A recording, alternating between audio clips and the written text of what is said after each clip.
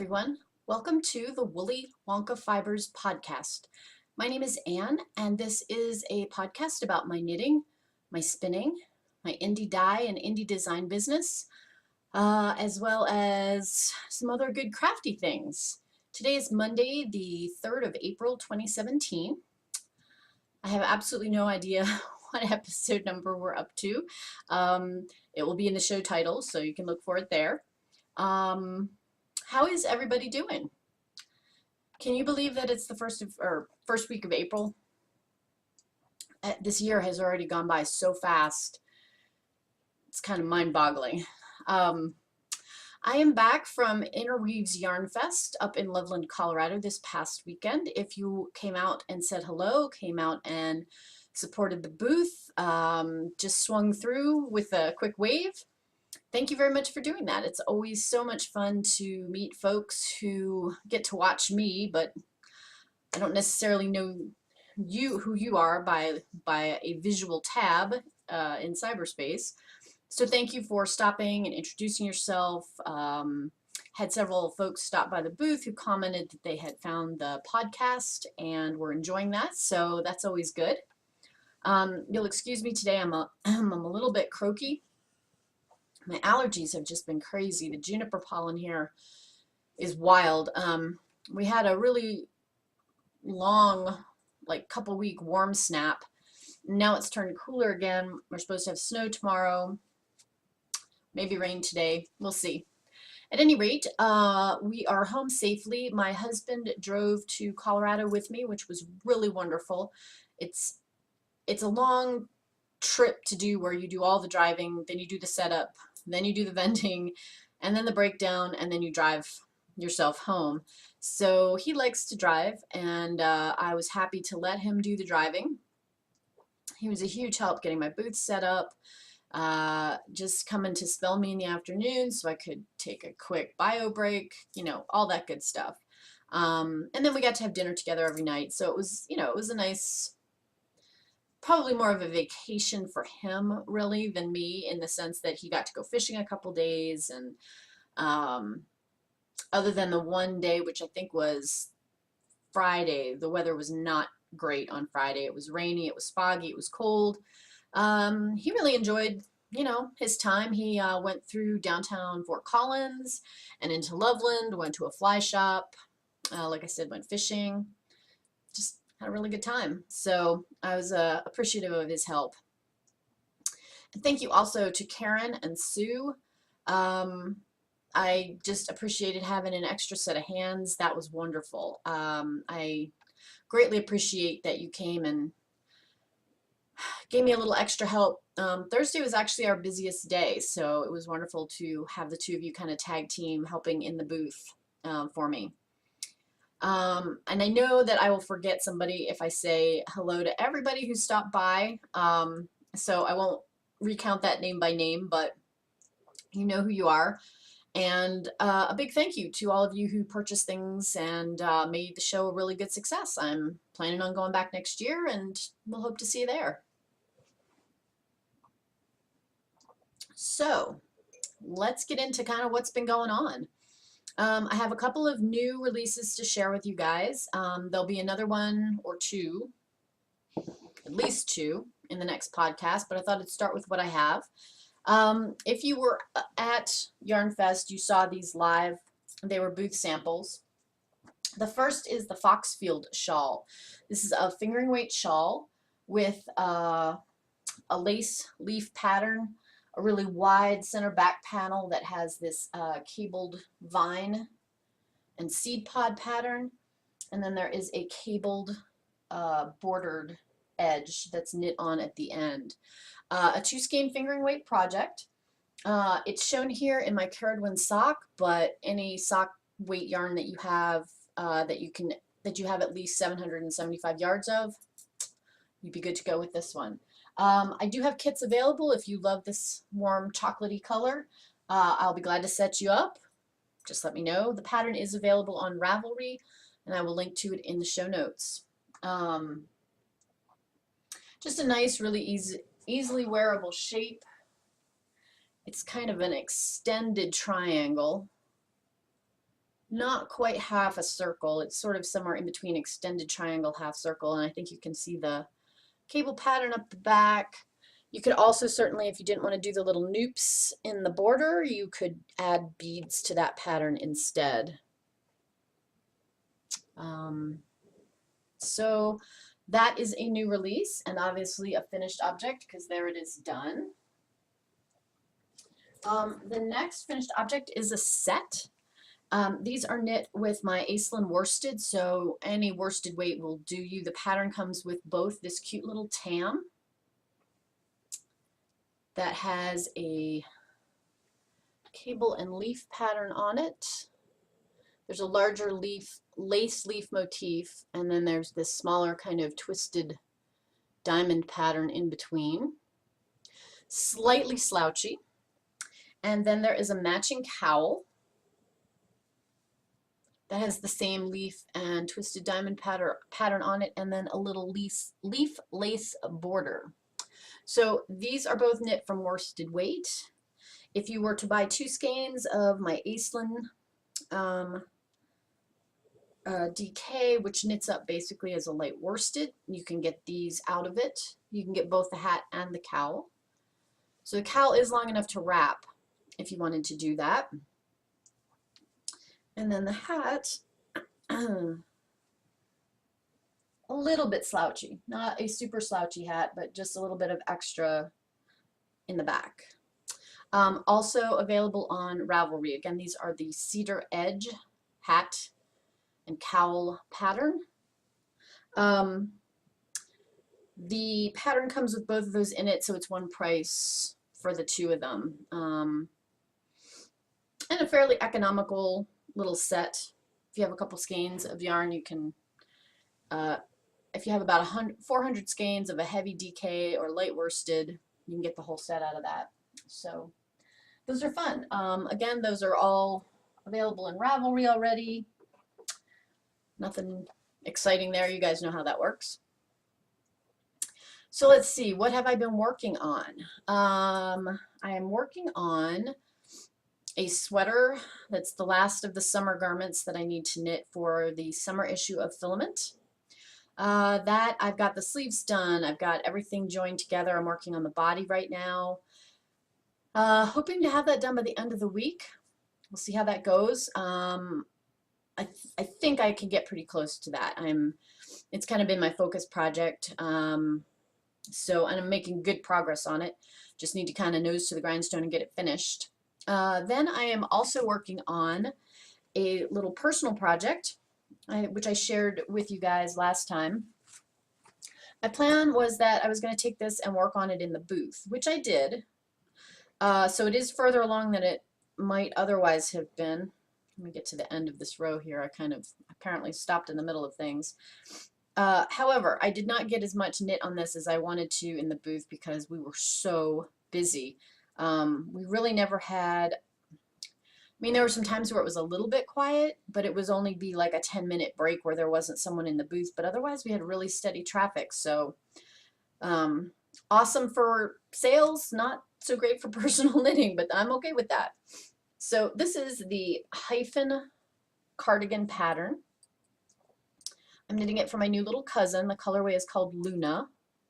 It has this little slip stitch yoke neckline and is a little speckle dye that I'm knitting up in DK weight yarn. It'll have three little buttons here at the neckline, and I think I have about 2 more inches and then a hem, a garter stitch hem to put on the body.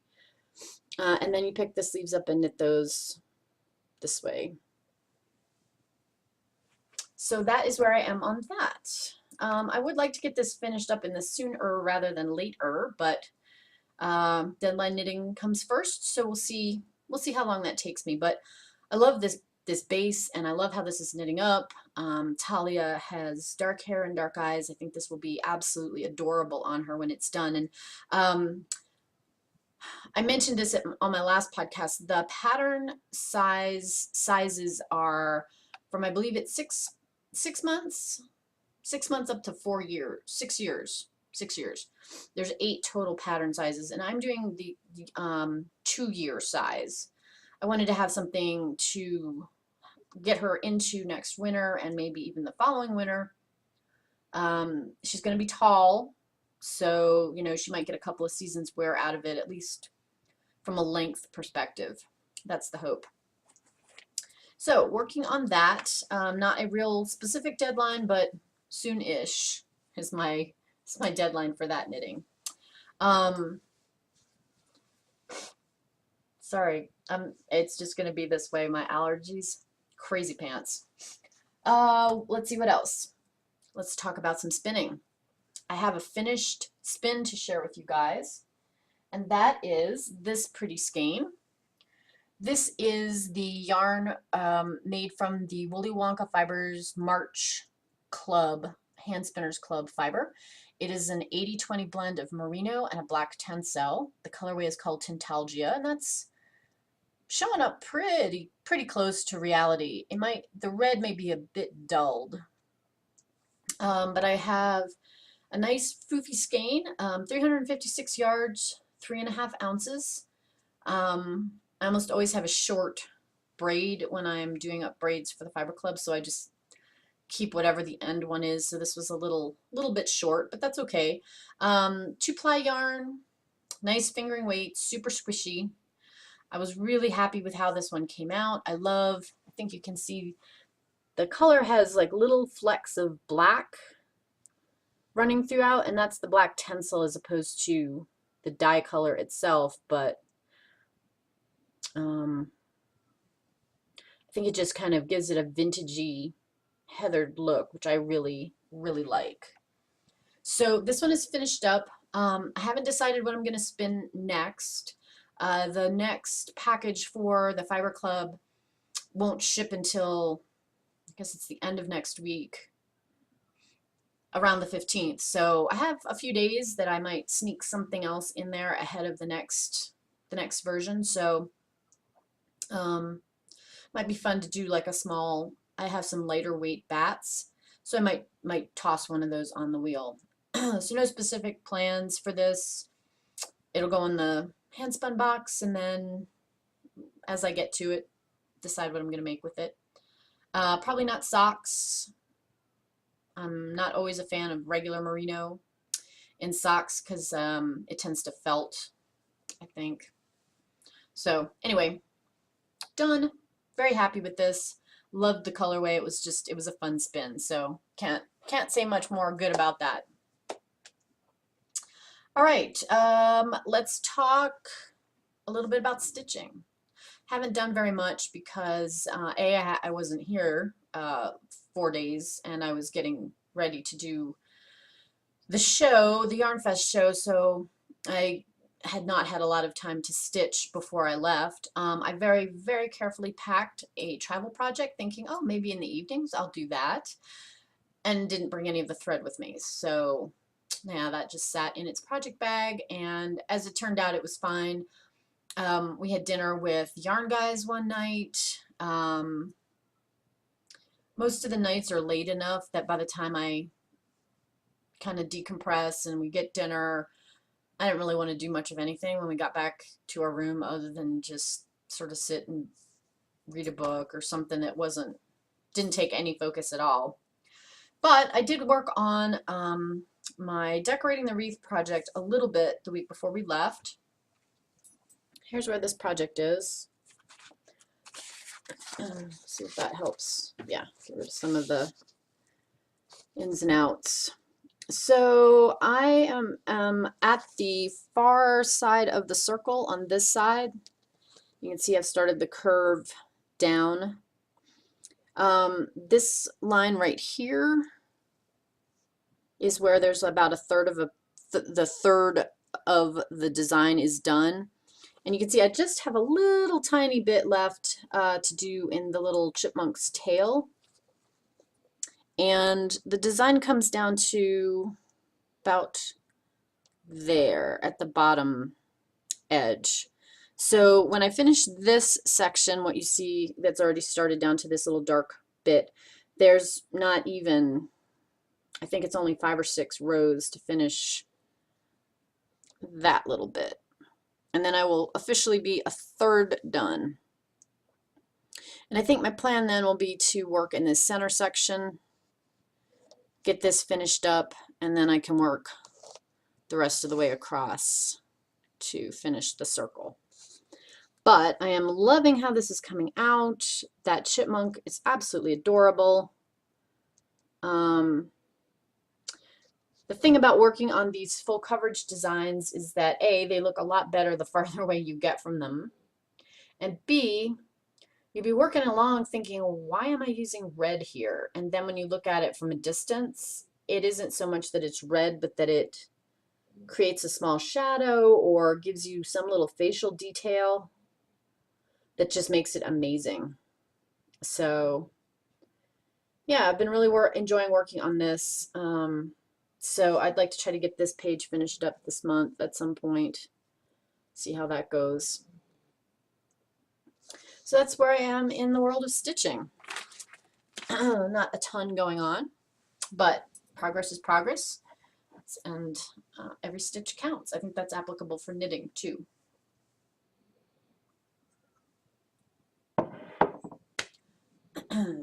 Finally, books. I finished reading this book, The Buried Giant by Kazuo Ishiguro. If you're like me, the author's name didn't mean anything to me, but he is the gentleman who wrote the book The Remains of the Day, which you may remember was a movie a while back with Emma Thompson and Sir Anthony Hopkins as the butler, and she's the housekeeper. They're in a British estate. Anyway, this book is not at all about that, although it is set in England. I'm not even sure how to describe this book to you all. I will say that I really enjoyed it. I really liked this book. On the back cover, you know, where they give you little blurbs that are from various and sundry book reviews. This one kind of summed it up for me, and I mean, it's Neil Gaiman, so an excellent writer writing an excellent review. Hard to beat that. Anyway, he wrote, "The Buried Giant does what important books do. It remains in the mind long after it has been read, refusing to leave." And I think I've mentioned that before, that that's kind of my criteria for a good book, is if I think about it at various points after I'm finished reading it and it sticks with me, I'll consider that a good book. So this book falls into that category. As to what type of book it is, that's a tougher one. So the basic premise is this is set in Britain after King Arthur is dead, but not too long after Arthur is dead. There's an elderly couple who live in a village. They are Britons, Axel and Beatrice, and they decide that they're going to leave the home that they know and set off to find their son. And along the way, they meet a warrior who's Saxon. They encounter another warrior who is a Briton. He's older than the first warrior that they meet. And then they also pick up this boy who has been thrown out of his Saxon village. Lots of plot twists in there. The elderly couple realizes that they have suffered some form of memory loss, but it's true for everyone near them. They call it the mist. The mist comes in at night and they forget things that have happened, and they only have vague bits of memories, and they're not even sure where to find their son, but they set off to find him. And so it's a very slow-paced book, and while there is some action, it is mostly character-driven. There's all of these things that, you know, in a lot of books, I think the author would have, so even if he had slowly unfolded these older people regaining their memories, in many other books, you would have found out everything about those memories, right? They would have had some moment where they either helped each other remember, or something would have sparked a memory and you would have gotten this full picture backstory. That never happens in this book. You get some of it, but you don't get all of it.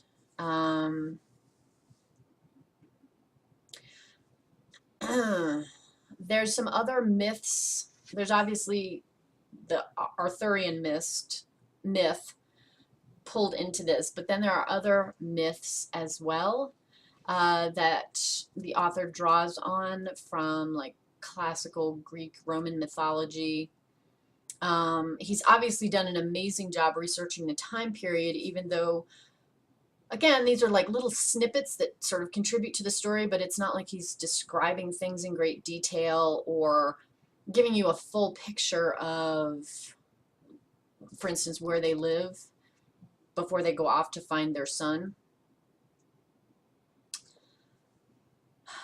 So I don't know if this is if this is recommending it to any of you or not. I'm sort of at a loss for words about this book, which I'm usually not. Right, y'all know that. I would recommend this book. I think if you like historical fiction, you will like this book. I think if you like books that are about human relationships, you will like this book. I think if you like a well-written book and kind of don't care even about the subject matter, you will like this book. But I can't tell you what this book is about. There's so many layers and so many nuances that it's not a cut and dried story about something. It's about memory. It's about the power of relationships. And there's some parts of it that have sort of the flavor of magic overlaid them. But there's other parts of this that are so very realistic that it's hard to tell. I wouldn't call this a book about magic or a book about fantasy. It has elements of that, but it's neither one of those specifically. So, for what that's worth, this is the book that I have been reading this week. I really enjoyed it. It was one that was on my list last year that I never got around to, so it is a fulfilling topic for one of my 2017 book challenge topics. What am I currently reading? I started something and I think I read 2 pages before I fell asleep, and now I can't even remember what it is that I'm reading. So I'll let you know what that is next time I talk to you all. Upcoming things of interest. I will be attending the Albuquerque Fiber Fiesta, which is the weekend of May 20th and 21st. It is in Albuquerque, as you might guess. If you are someone who was interested in participating in the Balloon Fiesta Shawl Knit-Along, you have until the middle of this month to get your project finished up and send that on in to me. Thank you if you've already sent yours. I have gotten a bunch of packages or information that the packages are in the mail en route. If you need my mailing address, please let me know. The deal is if you knit the Balloon Fiesta shawl pattern, which I will link in the notes below, and send it to me, it will go into my featured artist booth at the fair. I will then return the finished item back to you once I get home from the show. And I did want to share this absolutely gorgeous version that my friend Angela, whose Mother Hen Knits on Ravelry, finished up. She used a gradient pack of mine, Girl on Fire, and added that great little border of soot that she had. And I love the colors, how the colors came out in this. Isn't that pretty? You can see the little balloon motif throughout, kind of balloons at sunset. Anyway, it came out beautifully. I thank you for sending this along, Angela.